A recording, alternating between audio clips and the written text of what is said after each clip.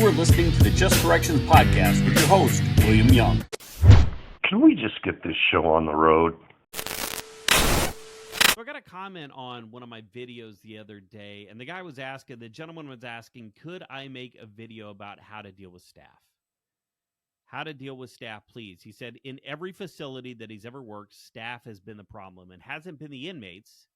It's the staff that usually bring the drama. Guys, I wish his opinion, I wish this comment, this sentiment, this feeling was just special to him, that he was the only one that felt this way. But every class, every conference, every time I stand up and talk to a group of people, in fact, I was just in beautiful Oshkosh, Wisconsin at the Wisconsin Resource Center. And let me give a quick shout out to my beautiful, beautiful correctional professionals at WRC. You are incredibly hospitable. You are incredibly heroic. You are incredibly incredible. And thank you for allowing me to come out and to talk with you. But I stood up there and I said, who is harder to deal with, corrections staff or inmates? And everybody starts laughing.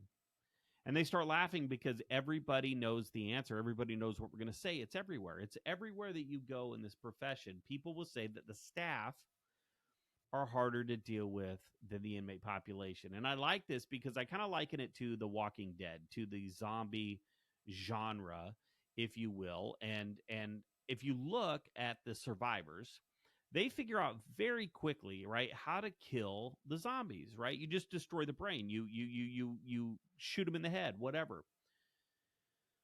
Who always screws it up?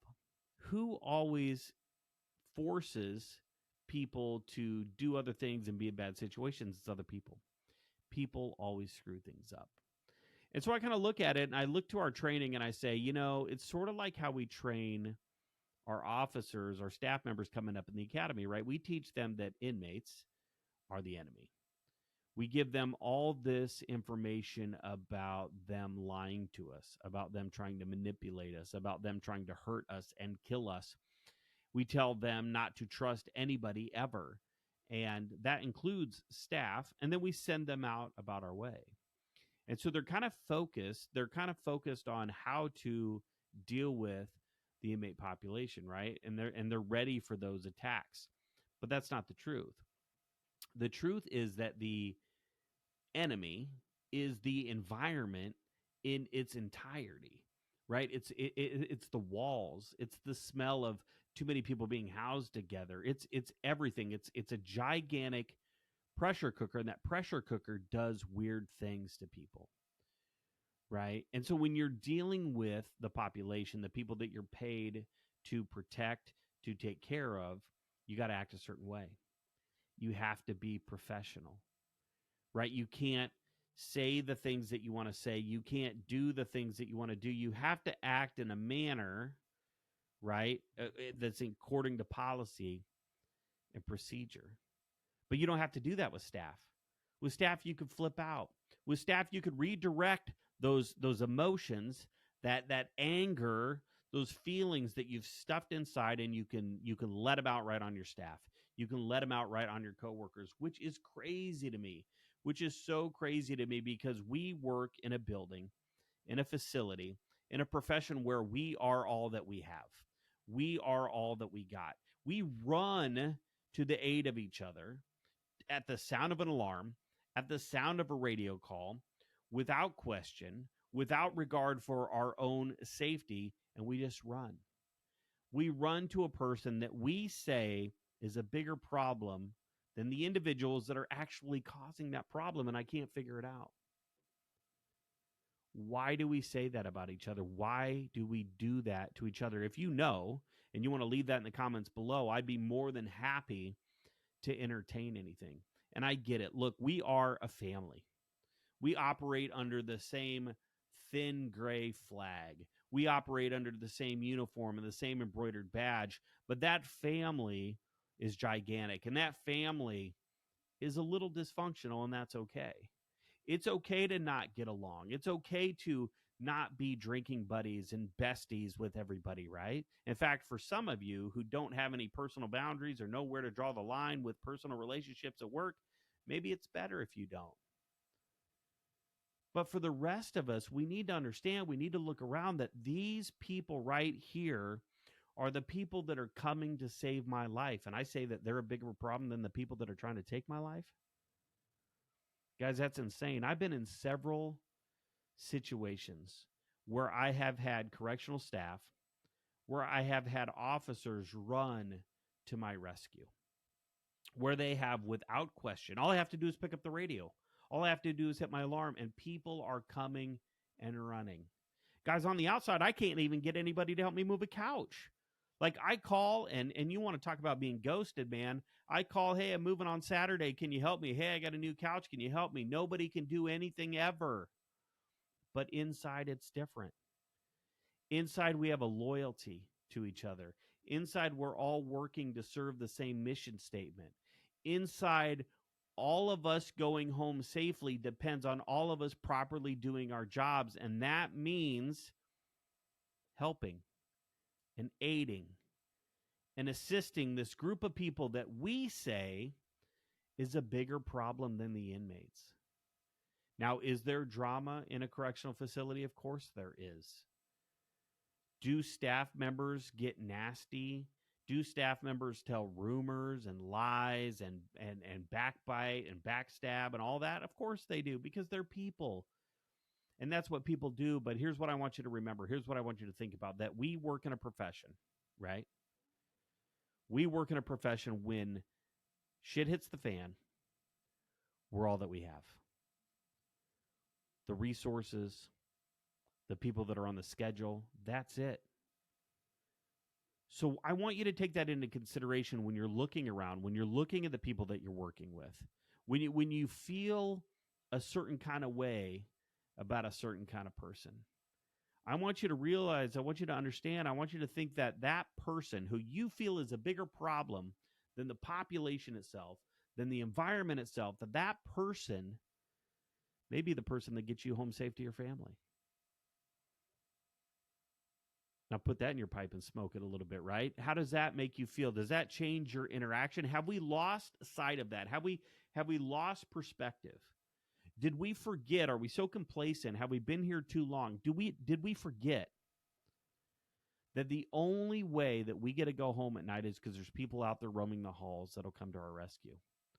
That there are people out there that there are professionals out there that are wearing the same uniform as us, that are fighting for the same mission as us, that will without question come running to our aid. Did we forget that? Because I see it every single day when I go to work. I see people run. I see people throw their bodies on piles for other people that they were just talking mess about. That's what I want us to focus on, guys. I want to take a look at this. I want to take the heat off of the small talk and bullshit. I want to take the heat off of the rumor spread and bullshit, right? And I want you guys to look at really what we are. We're a gigantic family, right? And family does what family does. Family supports you. Family has your back. Now, family may talk shit about you when you're not there, but family will be there because that's what family does. And what happens to one of us happens to all of us. Guys, I have never seen, I want you to think back. I want you to look back to the last time you saw a use of force situation, to the last time you saw a dog pile of officers trying to pull somebody off of an officer. I want you to look at even guys just sitting in an office, right, and the radio keys. And just for a second, there's that pause, and everybody in the office stops their conversation. And they look at each other. And they wonder. I've seen officers, I've done it myself. I've popped up and ran out into the hallway because somebody asked for a bathroom break just a little bit too high voiced, too high pitched. We care about each other that much. I'm not running to the fight because I like to fight. I'm running to the fight because I'm going to give everything that I can to make sure that that officer goes home in one piece, that officer goes home in the same way that they came in. I'm going to do everything that I can without regard for my own safety, because it's not worth it for me to go home if not everybody can go home. That's what we need to focus on. That's how we need to carry ourselves. We need to look around and we need to squash all this little bullshit, this internal fighting, this staff is a bigger issue than the inmate population. Are you kidding me? Find me one correctional story. Post in the link below. Find me one correctional story where an officer has stabbed another officer with a pencil.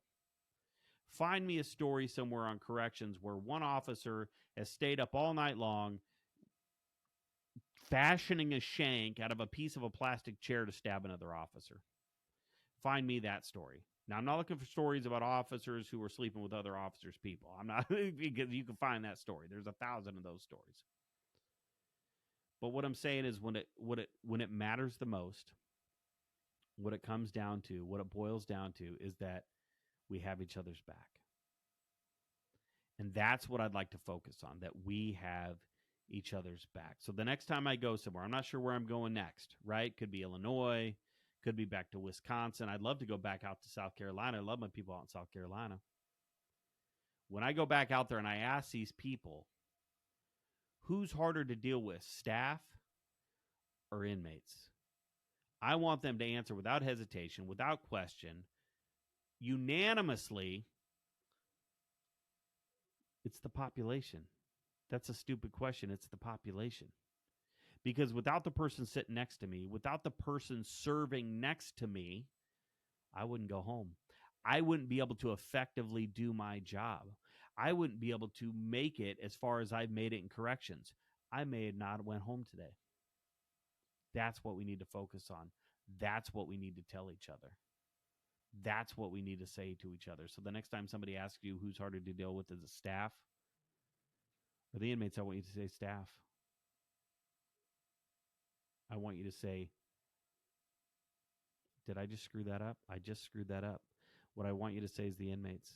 See, I'm so ingrained. I'm so deeply ingrained in my indoctrination, my institutionalization, that I said staff. But I want you to tell them that inmates are the issue. That staff fight together. What happens to one of us happens to all of us. That's what I want you to tell them. And then move on. And then the next time you hear somebody talking shit about somebody, talk about somebody holding a door, talking about somebody being late for work, calling in, spreading rumors about somebody, squash it. Squash it. Don't feed into it. Squash it. Because that's what inmates do. That's what the population does. That's not what we do. We're there for each other. Without question. Anytime somebody else needs something. All right, guys, that's all I got. Until next time, be smart, stay safe, stay sane, and we'll talk soon.